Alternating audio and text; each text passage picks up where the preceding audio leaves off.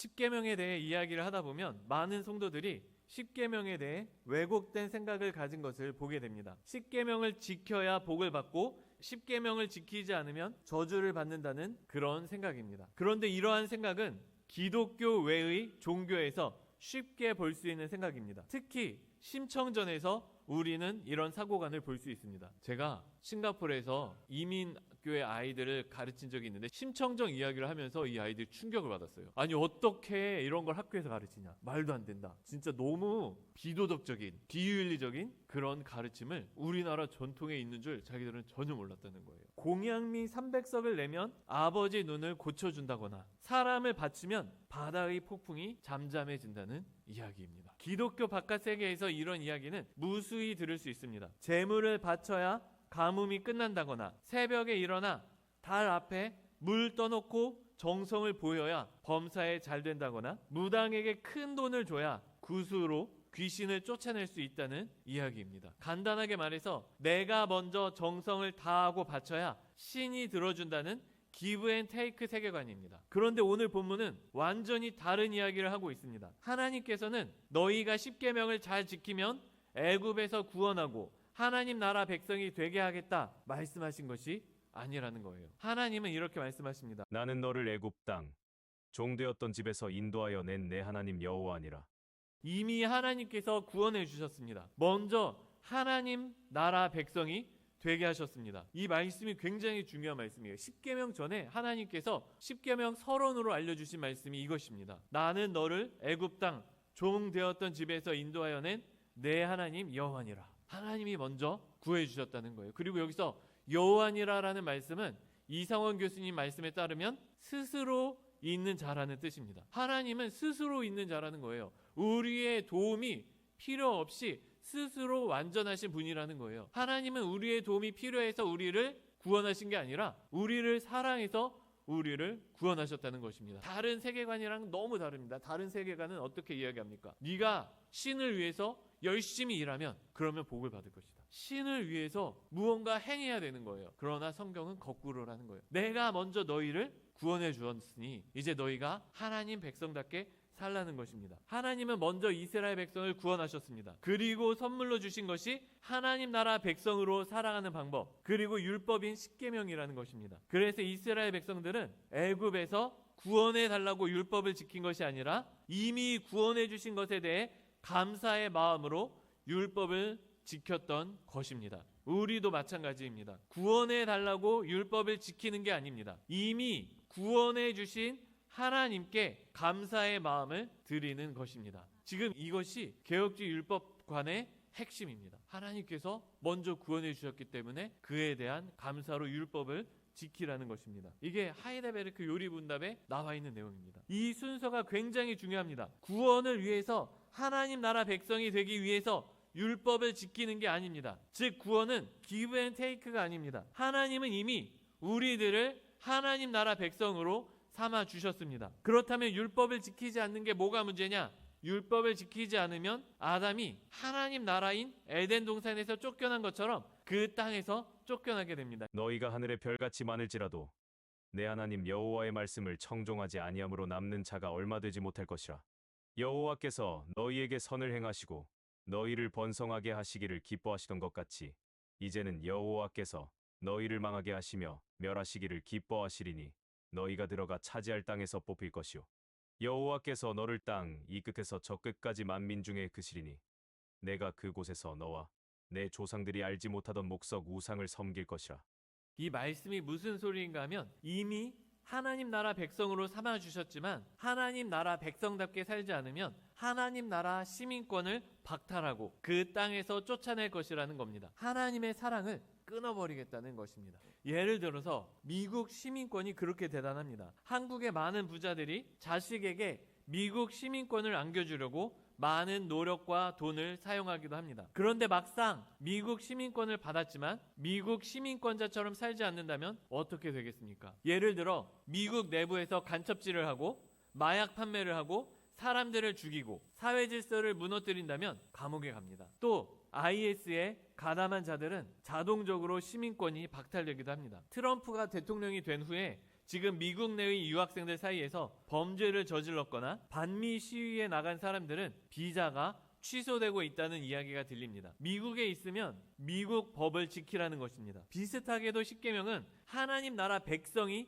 되기 위한 조건이 아닙니다. 이미 하나님 나라 백성이 된 사람들이 하나님 나라를 세우기 위해서 따라야 하는 법입니다. 그래서 오늘은 하나님께서 선물로 주신 십계명에 대해서 살펴보도록 하겠습니다. 첫째로 십계명은 우리 각자에게 복으로 주신 선물입니다. 성도들과 대화를 하다 보면 십계명이 복이라는 것에 대해 거부 반응을 일으키는 사람들이 있습니다. 억지로 지켜야 하는데 이게 뭐가 복이냐는 것입니다. 그러나 십계명은 우리를 잘못되라고 주신 게 아니라 잘 되라고 하나님께서 주신 것입니다. 이솝 우화를 보면 이런 이야기가 있습니다. 한 아이가 있었습니다. 어느 날 그 아이는 친구의 물건을 훔쳐서 집으로 가지고 왔습니다. 그런데 어머니는 아이를 혼내기는커녕 마치 도둑질한 것을 장려하듯이 아무 말 않고 넘어갔습니다. 아이는 점점 더 대담해졌고 결국 어른이 되어 바늘도둑이 소도둑이 되었습니다. 그러다 마침내 붙잡혀 사형장으로 끌려가게 되었습니다. 마지막 순간 그는 군중 속에 있는 어머니에게 귓속말을 하게 해달라고 관리에게 부탁합니다. 어머니가 다가오자 그는 어머니의 귀를 물어 뜯었습니다. 어머니는 깜짝 놀라 소리쳤고 군중도 경악했습니다. 그러자 그는 이렇게 말했습니다. 내가 이렇게 된 것은 어머니 탓입니다. 내가 어릴 때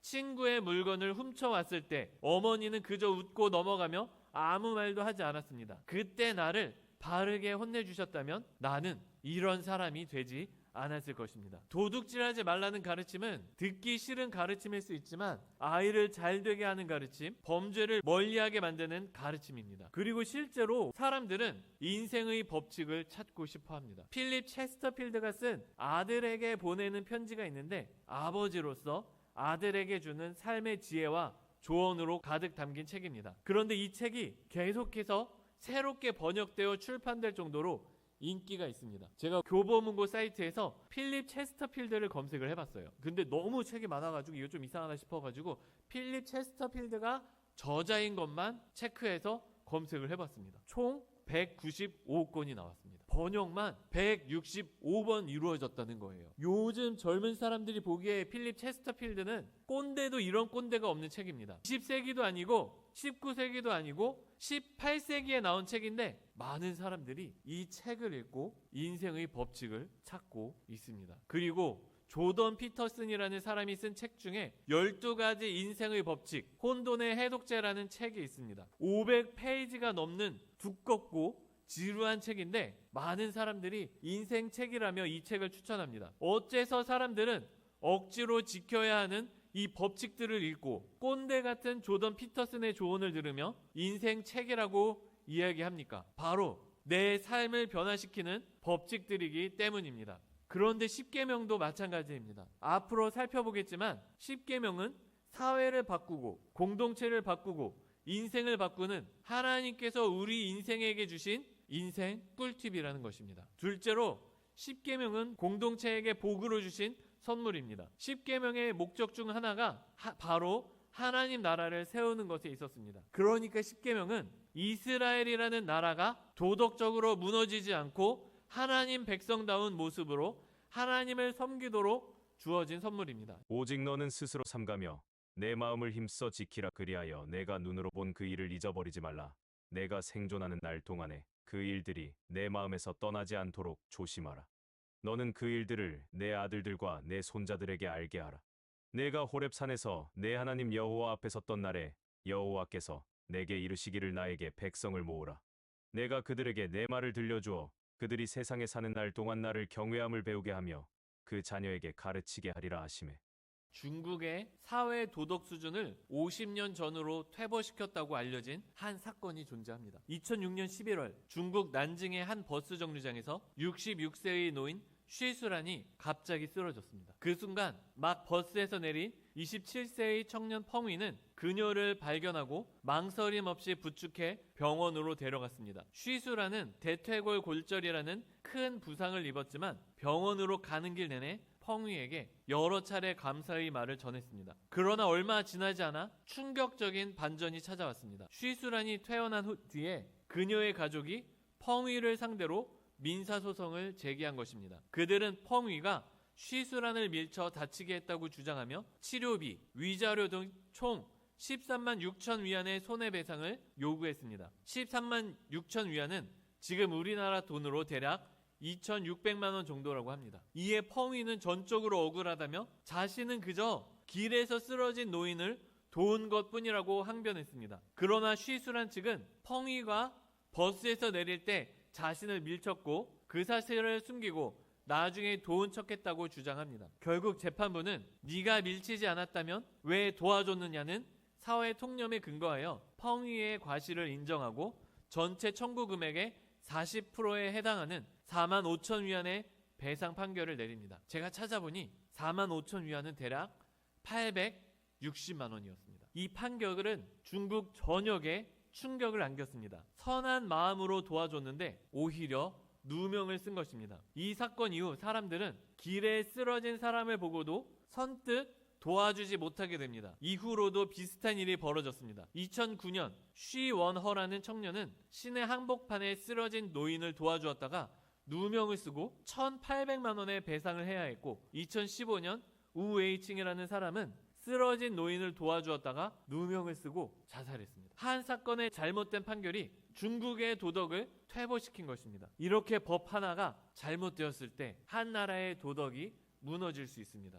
이것은 사실 중국이라는 나라만이 아니라 어느 공동체를 가든 알 수 있는 사실입니다. 아파트 주차장 규칙만 엉망이 되어도 우리는 이것을 느낄 수 있습니다. 법이 잘못됐을 때, 규칙이 잘못됐을 때 엉망이 된다는 거예요. 그리고 십계명이 바로 이스라엘 공동체의 사회와 도덕을 하나님 나라답게 만들기 위해 주어진 하나님의 선물입니다. 교회가, 사회가, 나라가 십계명을 지킬 수 있게 되면 그 나라는, 그 공동체는 하나님 나라답게 바뀔 수 있다는 것입니다. 셋째로, 그래서 우리는 십계명을 배워야 합니다. 십계명이 좋은 건 이제 알겠습니다. 그런데 머리로 십계명이 좋은 건 알겠다라는 사실을 이해하는 것은 아무 소용이 없습니다. 실제로 십계명이 어떤 것인지 알아야 우리가 이 좋은 것을 누릴 수 있다는 것입니다. 제가 아직도 기억하고 있는 아주 어린 시절의 이야기가 있습니다. 어느 날 외삼촌이 저에게 사이다를 주신 적이 있습니다. 그때까지 저는 사이다를 한 번도 먹어본 적이 없었습니다. 그런데 갑자기 사이다를 먹게 된 겁니다. 처음 사이다를 먹고 했던 생각은 이것이었습니다. 어른들 이상하다. 혀도 아프고 목도 아픈데 도대체 어른들은 이걸 왜 먹는지 모르겠다는 것입니다. 어른들은요, 시원하다며 사이다를 먹는 거예요. 삼겹살 먹을 때 사이다 없으면 안 됐다는 거예요. 치킨 먹을 때 콜라 없으면 안 됐다는 거예요. 못 먹는 사람에게 사이다 먹는 건 이상한 문화입니다. 그런데 한 번 맛을 들이면 없어서 못 먹는 음식이 바로 탄산음료입니다. 먹는 것도 배워야 누릴 수 있습니다. 저는 저희 17개월 된 아들을 보면서 이 사실을 다시금 생각하게 됩니다. 저희는 없어서 못 먹는 소고기를 저희 아들은 맛이 없다며 뱉어내는 것입니다. 처음에는 삼겹살도 뱉어냈던 걸로 기억합니다. 오리구이도 뱉어냈어요. 저희 아이가 제일 좋아하는 음식 중에 하나가 훈제오리인데 처음에는 이걸 먹다가 뱉은 거예요. 그런데 한 번 맛을 들이기 시작하자 이제 오리는 없어서 못 먹는 고기가 되었습니다. 우리도 마찬가지예요. 한 번 삼겹살을 먹어봤더니 삼겹살은 없어서 못 먹는 음식이라는 것이에요. 저희 후배 중에 돼지고기 알러지가 있는 친구가 있습니다. 돼지고기 먹으면 온몸에 두드러기가 납니다. 그러니까 평생 돼지고기를 못 먹고 산 거예요. 그런데 이 돼지고기를 이겨낼 수 있는 계기가 생겼으니 바로 여자친구를 사귀게 된 거예요. 이 여자친구가 돼지고기를 먹으러 가져가는데 차마 나 돼지고기 알러지가 있어 이 말을 못한 거예요. 그러니까 사랑이 돼지고기를 먹게 한 거죠. 근데 난생 처음으로 삼겹살을 먹는데 이 친구가 했던 말을 아직도 기억합니다. 천국의 맛이었대. 평생 한 번도 삼겹살을 못 먹어봤는데 한 번 먹었는데 먹고 났더니 이것은 천국의 맛이었다는 거예요.